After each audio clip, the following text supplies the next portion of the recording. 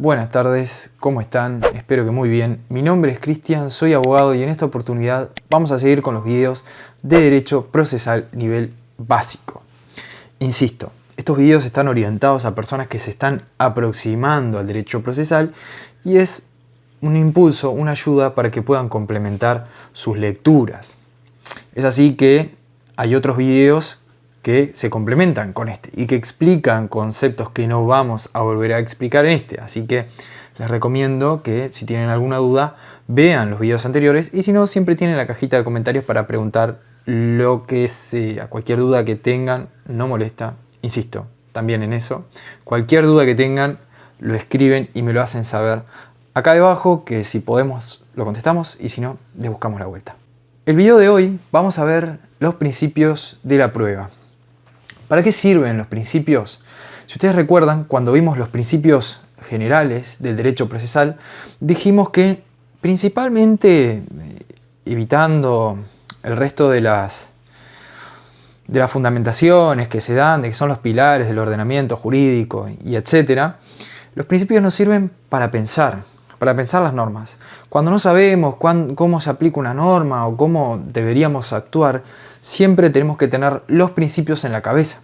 Es así que tener presentes los principios del derecho procesal nos va a servir para saber cómo actuar en el proceso sin tener que estar mirando constantemente las normas. Les pongo un ejemplo. Cuando estaba estudiando, en la época de la técnica forense o la práctica profesional, habían situaciones en las que yo no conocía las normas, pero sabía que había que respetar determinados principios y en base a eso iba teniendo un mejor razonamiento. Iba aprendiendo mejor los temas a medida que tenía los principios en la cabeza. Entonces, los principios nos sirven para pensar cómo interpretar las normas o en caso de que exista un vacío, por qué lado tiene que ir nuestro razonamiento. Así que, como dijimos en C de Derecho Procesal, los principios, según el artículo 6 del CGP, son normas jurídicas. Entonces, un apartamiento de cualquiera de estos principios significa que debe ser sancionado por el juez. Como ustedes saben, una norma es jurídica porque tiene un presupuesto de hecho, esto es una situación que describe, y una sanción en caso del apartamiento de esa conducta. Una norma es jurídica si tiene un presupuesto de hecho y una sanción. Esa es la estructura clásica de la norma jurídica. Entonces, vamos a ver estos principios, que vamos a tratarlos muy someramente, no quiere decir que no existan otros, pero son los más importantes. En esta oportunidad vamos a tratar un texto de la profesora Selva Clet, que se los dejo debajo en los comentarios, referido como bibliografía, sobre los principios de la prueba en el derecho procesal, y todas las conclusiones que vamos a exponer en este video están sacadas de ahí. Así que les recomiendo, y otra cosa que les recomiendo, va a ser a medida que voy mencionando algún artículo del CGP, ir y leerlo y cotejar si lo que yo digo es lo que dice ahí o es lo que ustedes interpretan, y ahí podemos ir armando una especie de discusión o de foro debajo en los comentarios. Así que espero que se animen y comenzamos. El principio que vamos a ver primeramente es el principio de necesidad de la prueba y el principio de la prohibición del juez de utilizar su conocimiento privado, o el principio de la prohibición de aplicar el conocimiento privado del juez. Como dijimos en el video anterior, en las generalidades de la prueba, el principio de necesidad de la prueba está establecido en el artículo 137. Quiere decir que las partes deben afirmar un hecho. Por ejemplo, en la demanda debo decir que yo conducía por tal calle, pero a su vez tengo que probar, porque con la carga de la alegación o de la afirmación nace la carga de la prueba.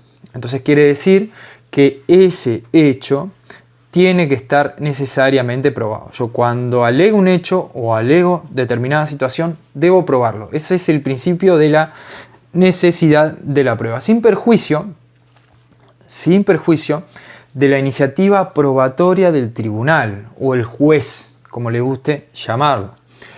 El juez tiene iniciativa probatoria. Está establecida expresamente en los artículos 24 y 25 del CGP. Estamos hablando de su iniciativa probatoria, no de las situaciones específicas como por ejemplo las diligencias para mejor proveer.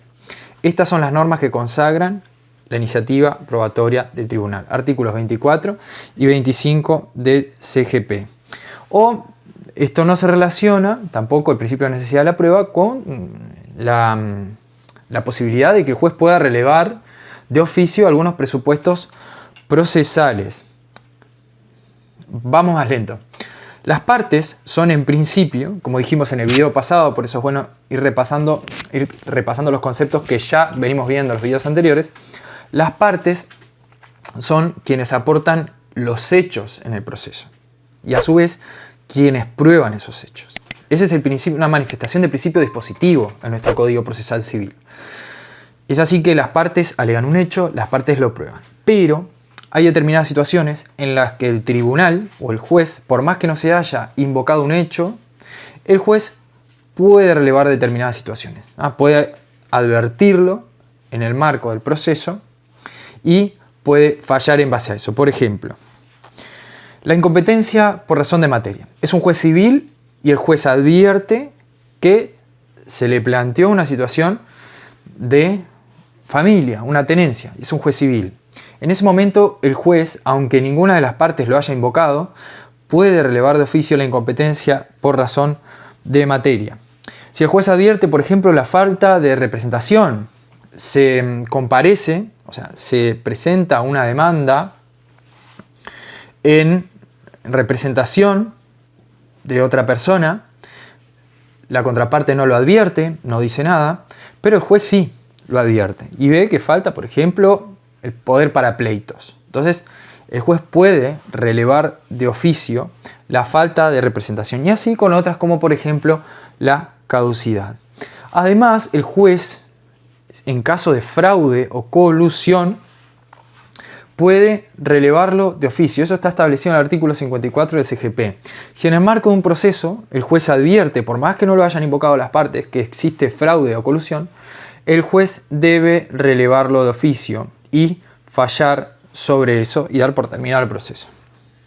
Con las consecuencias que tienen, que no vamos a verlo en este video. O además no tiene esto una relación directa con que el juez, por ejemplo, advierta en una declaración testimonial que uno de los testigos no ve bien, como nos dice la profesora Clet, y que el hecho no podría haber ocurrido así. Por ejemplo, ninguna de las dos partes lo advierte en la declaración testimonial, se le está tomando la declaración testigo y el juez aprecia eso, aprecia que la persona no puede ver y en realidad en la demanda está diciendo que la persona vio algo que sucedió a 2 cuadras. Eso no configura un conocimiento privado del juez. Eso es otra situación distinta. El juez, al ver eso, o sea, va a ser algo que va a apreciar el juez, pero que lo va a tener valor al momento de valorar la prueba. ¿Cuándo se valora la prueba? En la sentencia. Ahora vamos a ver las etapas de la prueba. Además, esto tiene que verse con, cotejándolo, con la recusación. Porque si el juez trae conocimiento, digamos, si trae algún conocimiento privado nuestro, si tiene alguna circunstancia comprobable que pueda afectar su imparcialidad, porque el juez al traer su conocimiento puede dejar de ser imparcial. Por ejemplo, el juez protagonizó el accidente de tránsito, lo vio, entonces eso puede afectar su imparcialidad al traer un conocimiento privado, porque el juez ya tiene una idea en la cabeza de cómo surgieron los hechos. Entonces, eso puede ser una circunstancia que puede afectar su imparcialidad. Esto puede ser por interés en el proceso en el que interviene, nos dice el artículo 325 del CGP, o puede ser por una enemistad, un afecto o cualquier otro tipo de relación con una de las dos partes. Esto puede dar lugar al incidente de recusación. Ahí tenemos que recusar al juez porque el juez tiene que impedirse, porque como se dice, está contaminado. Ese juez ya tiene conocimiento privado o tiene enemistad con alguna de las dos partes, entonces ahí no se va a seguir el fin típico del proceso, de la prueba, sino que ese juez ya trae su conocimiento privado al proceso, lo que está prohibido. ¿Qué no es conocimiento privado del juez? No son las normas de derecho, el derecho no se prueba, el derecho nacional se presume conocido y según la teoría del derecho, que lo van a ver si no lo vieron aún en Derecho Internacional Privado, según la teoría del derecho, que dice que el derecho internacional privado es derecho y no hace falta probar, no es un hecho que hay que probarlo, sino que es derecho y los jueces deberían conocerlo, se presume también conocido, tampoco hay que probar las normas de derecho internacional privado. Además, no constituyen conocimiento privado del juez, o sea, no es algo que traiga el juez al proceso como un conocimiento privado. Los hechos notorios, cuando están eximidos de prueba, esto es, si recuerdan, los hechos notorios son aquellos, como dijimos en el video pasado, que son conocidos por una generalidad de personas en un momento cultural dado. Por ejemplo, el ejemplo de cajón, ¿quién es el presidente de la República? Eso es un hecho notorio. Pero ¿qué pasa? Si ese hecho notorio es el fundamento de la pretensión, entonces ahí tenemos que probarlo. Por ejemplo, todos sabemos que falleció determinada persona, es un hecho notorio. Lo conoce la mayoría del Uruguay. Sin embargo, si queremos abrir la sucesión de esa persona o pedir la apertura judicial de la sucesión, la apertura legal, la apertura judicial, perdón, ahí vamos a tener que agregar la partida de defunción. Porque por más que sea notorio, es el fundamento de la pretensión, o sea, vamos a abrir una sucesión, tenemos que probar que la persona falleció y en esa oportunidad se convierte en un hecho que necesita ser probado. Pero en principio, eso no constituye conocimiento, no es conocimiento privado del juez. Por otro lado, las máximas de la experiencia tampoco constituyen derecho o conocimiento, privado del juez. ¿Qué es una máxima de la experiencia? La máxima de la experiencia es una regla general que es conocida por el juez, es una regla de la experiencia que se ha formado según lo que normalmente acaece. Hay que diferenciar, por un lado, el hecho notorio del que dijimos recién de una máxima de la experiencia. Por ejemplo, esto es, el tema de los ejemplos también es discutido, pero se me ocurre una persona que va entrando a un supermercado y está a punto de sacar un arma, se ve que es un arma. Las máximas de la experiencia me dicen que una persona cuando hace eso va a intentar robar un supermercado. Eso no es un hecho notorio. El hecho notorio, como dice Viera, el hecho notorio es contingente. Sucedió así, pero pudo haber sucedido de otra manera. Sin embargo, la máxima de la experiencia me dice que cada vez que sucede eso, pasa determinada cosa. Entonces, el juez tiene que utilizar las máximas de la experiencia para valorar la prueba. También para diferenciarlas del hecho notorio. Las máximas de la experiencia no necesitan ser probadas. Yo no tengo que probar determinadas situaciones porque comúnmente hay una regla general en la sociedad que es lo que sucede, lo que normalmente acaece. Entonces, recapitulemos. Hablamos de que el principio de necesidad de la prueba y de la prohibición de aplicar el conocimiento privado del juez es el primer principio que vimos. Dijimos que, como explicamos en el video anterior, cada hecho que yo afirmo tiene que ser probado. Además, el juez no puede traer su conocimiento privado al juicio, no puede traer una enemistad con una de las dos personas, no puede traer algo que él haya visto y traerlo al proceso, no puede venir, como sucedió en un juicio una vez, hace un tiempo, no puede venir con algo que leyó en Wikipedia y traerlo al proceso y decir fallo porque lo vi en Wikipedia. En principio eso estaría prohibido. Además, vimos determinadas situaciones que no constituyen o no son conocimiento privado del juez. Ahora vamos a ver el principio de legalidad. Este principio, que está establecido en el artículo 18 de la Constitución, dicen que las leyes fijarán el orden y las formalidades de los juicios. La actividad probatoria, como dijimos en el video anterior, se encuentra fuertemente regulada por las leyes. Fuertemente regulada por las leyes. Es así que, en principio, existe una libertad de prueba, se puede probar con la prueba que uno tenga, con los medios de prueba que uno elija, pero siguiendo las reglas que están establecidas en las leyes. Como decíamos, la diferencia de probar algo en un proceso y probar algo en la vida, en nuestro día a día es que en el proceso tenemos la actividad probatoria fuertemente regulada. A su vez, las normas de derecho procesal son de derecho público, son de orden público además. Esto quiere decir que son indisponibles. Por ejemplo, yo con la contraparte no me puedo poner de acuerdo y dejar sin efecto las normas procesales. O no me puedo poner de acuerdo en dejar sin efecto las normas que regulan la prueba e incorporar, como a mí se me ocurra, la prueba en el proceso. Porque como veremos en otro principio que vamos a hablar ahora más adelante, también la actividad probatoria sigue un interés público. Es así que la actividad probatoria tiene determinadas etapas. Ahora vamos a decir, para que vaya quedando, que las etapas de la prueba son ofrecimiento, admisibilidad, ordenación, producción y valoración. Más adelante vamos a seguir viendo a fondo esas etapas. Entonces, en la etapa de admisión es cuando se examina primariamente la legalidad de la prueba ofrecida. Entonces, dijimos que estamos en el principio de legalidad. Dijimos que la prueba o la actividad probatoria tiene que ceñirse a determinadas reglas. ¿Quién examina esa legalidad? En principio es el juez, sin perjuicio de que la parte al oponerse pueda examinar la legalidad de cada prueba. Pero en principio lo hace el juez. El juez debe calificar se llama, debe calificar cada medio de prueba que se ofrece. Entonces, en un principio se hace un examen de admisibilidad, conducencia y pertinencia.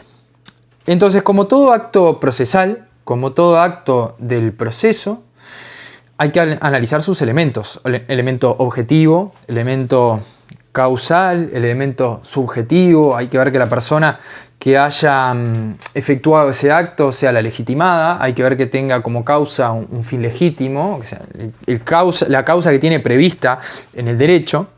Y entonces el examen de admisibilidad lo hace el juez. Entonces, cuando se ofrece un medio probatorio, el juez va a hacer una calificación primaria de admisibilidad, conducencia y pertinencia.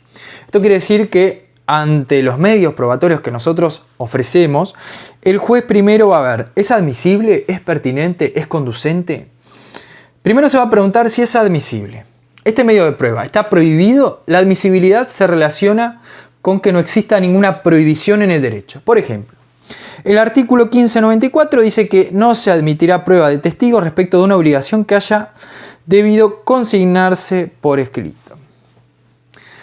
Si tenemos una norma que nos dice que una obligación debe consignarse sí o sí, debe constar por escrito, no voy a poner ejemplos en este caso porque hay situaciones que acontecen en la práctica y no quiero confundirlos, entonces quédense con esta idea.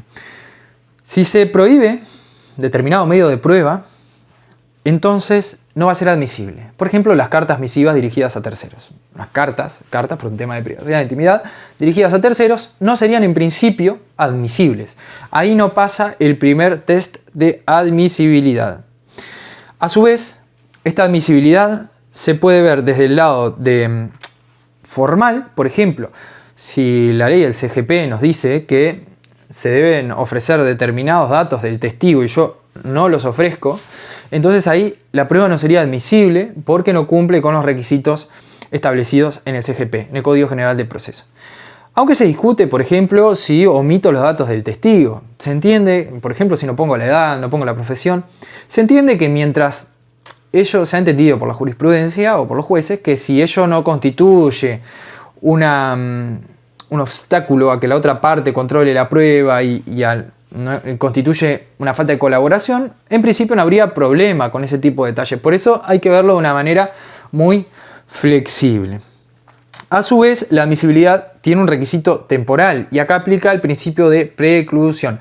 Quiere decir que el proceso está previsto por etapas y cada etapa va culminando y yo tengo la oportunidad en esa etapa, y cuando termina, en el término, en el último día que tengo de esa etapa, ahí ya está, precluyo mi oportunidad. Entonces tengo que ver que la oportunidad de ofrecer esa prueba no haya precluido. No la presenté cuando ya no tenía plazo de ofrecer esa prueba. A su vez, el juez tiene que evaluar la pertinencia. La pertinencia quiere decir de que yo no estoy ofreciendo un medio de prueba que en realidad intente probar un hecho que no pertenece al proceso. Por ejemplo, si es un accidente de tránsito y yo con esa prueba quiero probar, no sé, imagínense, quiero probar que la guitarra me vino rota. Por poner un ejemplo. Es una prueba que no pertenece al proceso. No se relaciona con el objeto del proceso ni con el objeto de la prueba. Entonces, esa prueba es impertinente. A su vez, se debe analizar la conducencia. Ese medio de prueba que estoy ofreciendo yo, ¿es conducente para probar el hecho que quiero probar? Por ejemplo, si quiero probar algo que lo podría probar con declaraciones de testigos, pero lo quiero probar con algo que escribí en una hoja. Por ejemplo, yo en una hoja escribí que vi al testigo haciendo tal cosa. No. En realidad, ese medio no es conducente, no me va a servir para probar el hecho. Esto se relaciona a su vez con el sucedáneo de la prueba. Quiere decir que si yo tengo un medio de prueba que me va a servir más eficazmente para probar determinado hecho, lo tengo que probar. Por ejemplo, no puedo utilizar una prueba por informes, no puedo pedir prueba por informes cuando puedo probarlo con prueba documental. Por ejemplo, tengo la partida de nacimiento, agrego la partida de nacimiento o el testimonio de partida de nacimiento, cualquiera de las dos maneras está bien.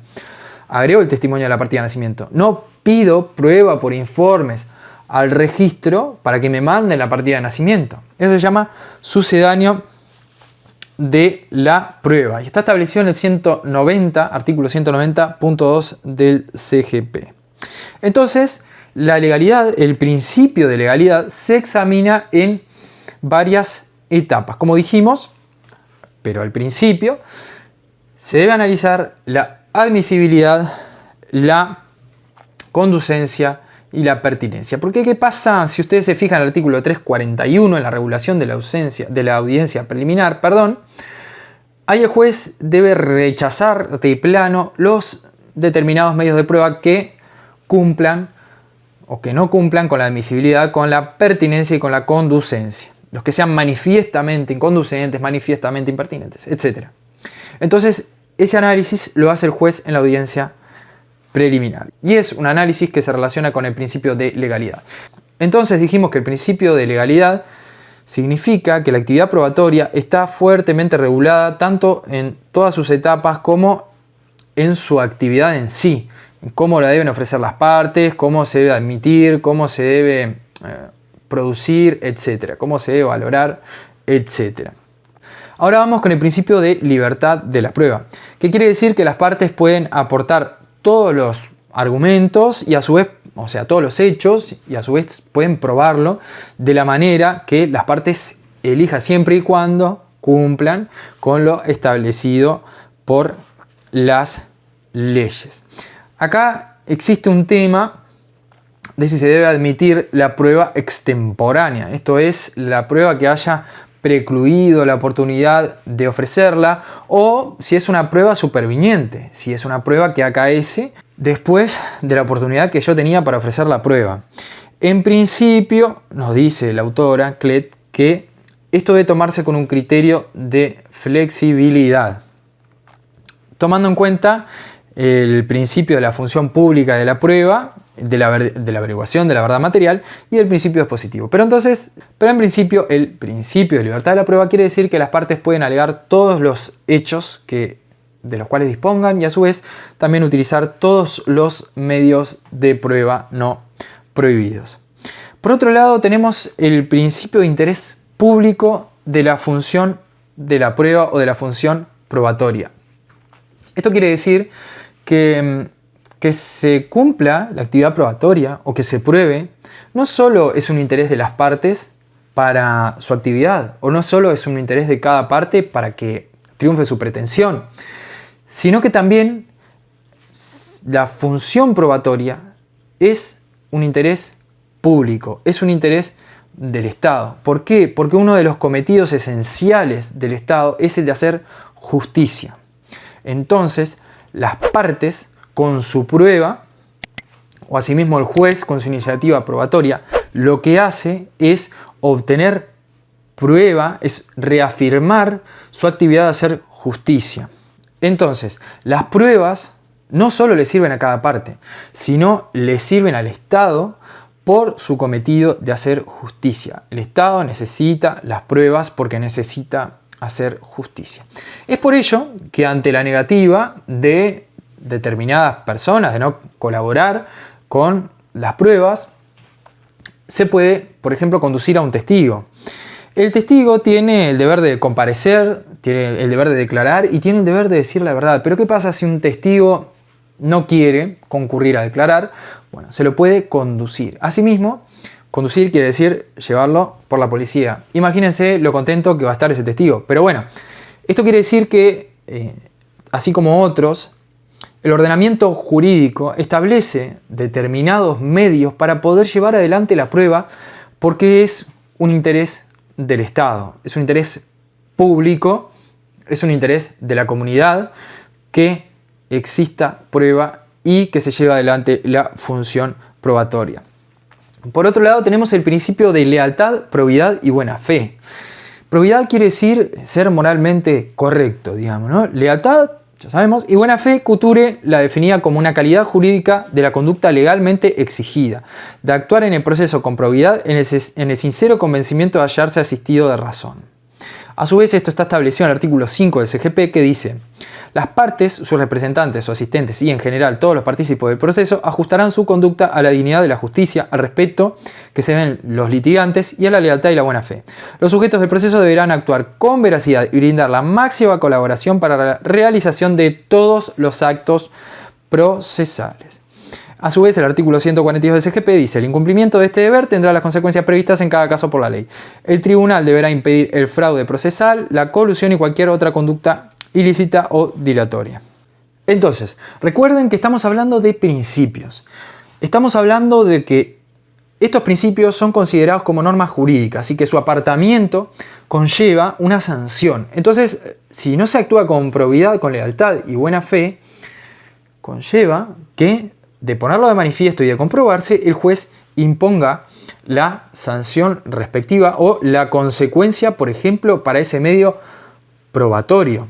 Yo no puedo abusar o no puedo de mala fe introducir un medio probatorio. Ahí estoy yendo en contra de un principio. Entonces tenemos que pensarlo con esa cabeza. O sea, no es hablar de que hay que comportarse bien y que hay que actuar bien de algo abstracto, sino que en la actividad probatoria deben respetarse estos principios.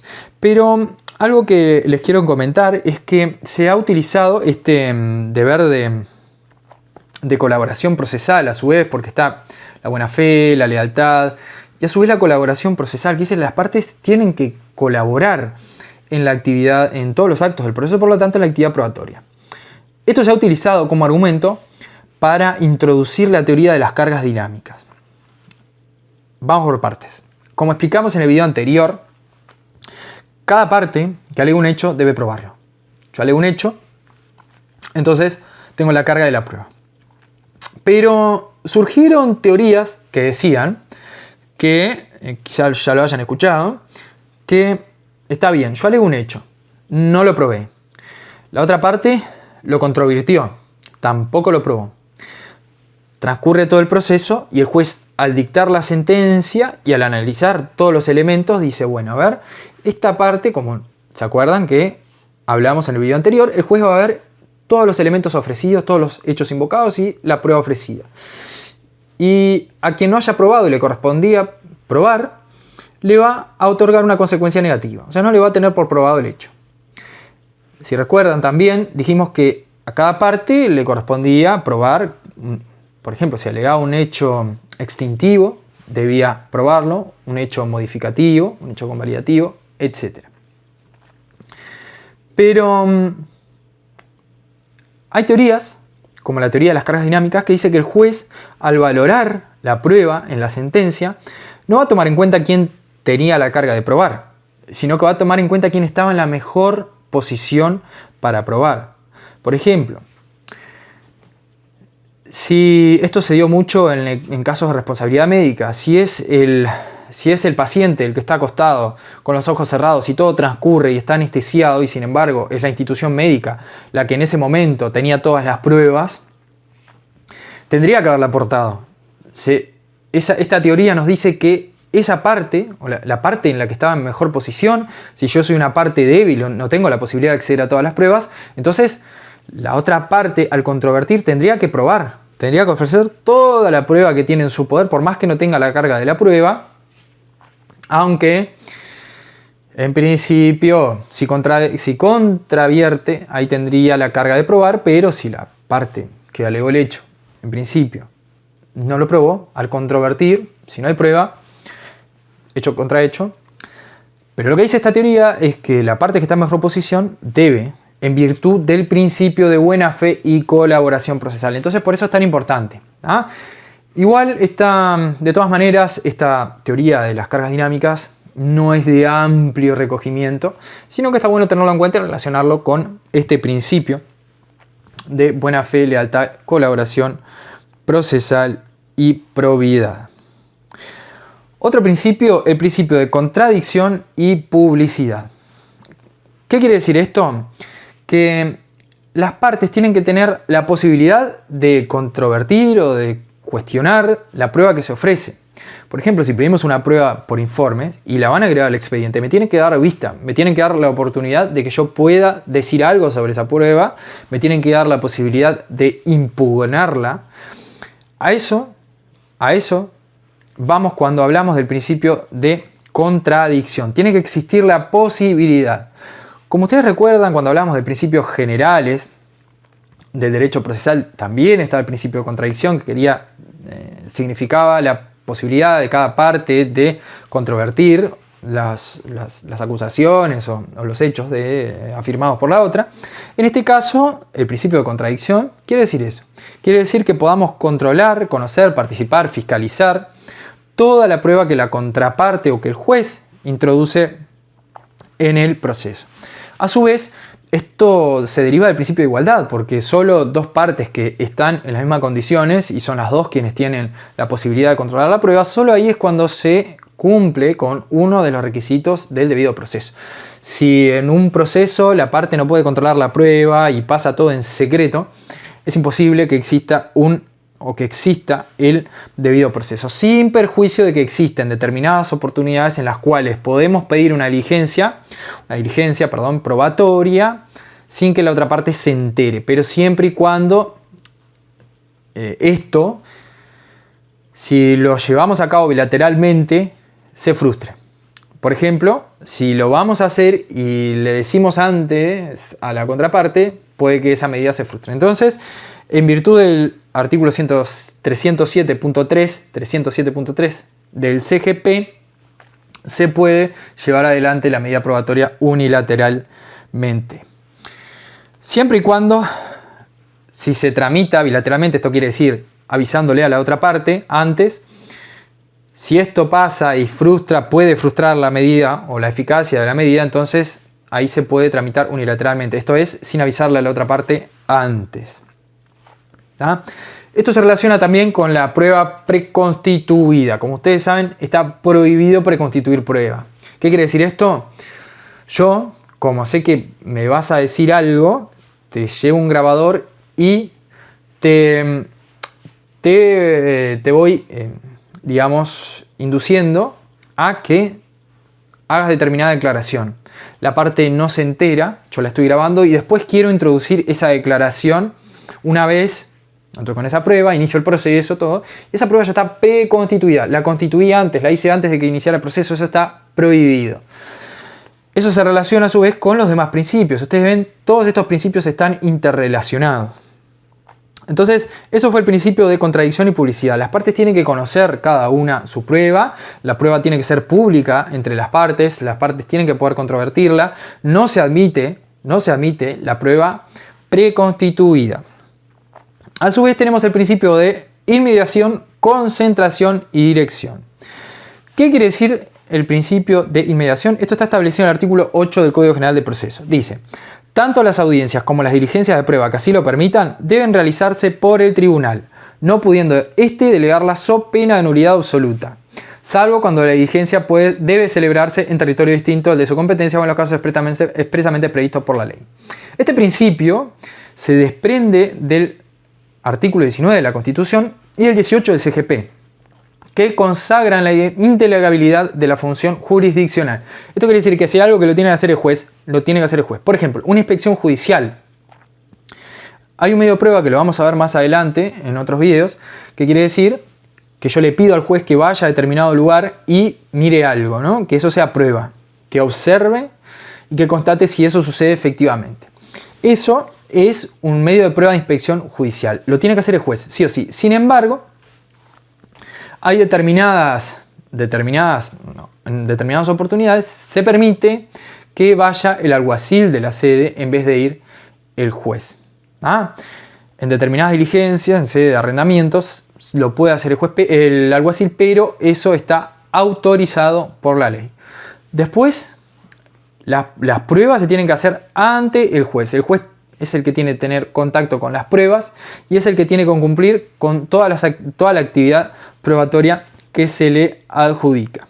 A su vez, el principio de concentración procesal está establecido en el artículo 10 del CGP y dice que todas las actuaciones se deben de realizar en la misma, todas las diligencias se deben de concentrar en una sola actuación o en la mínima cantidad de actuaciones. Todo lo que se haga se debe concentrar en la menor cantidad de actuaciones posibles.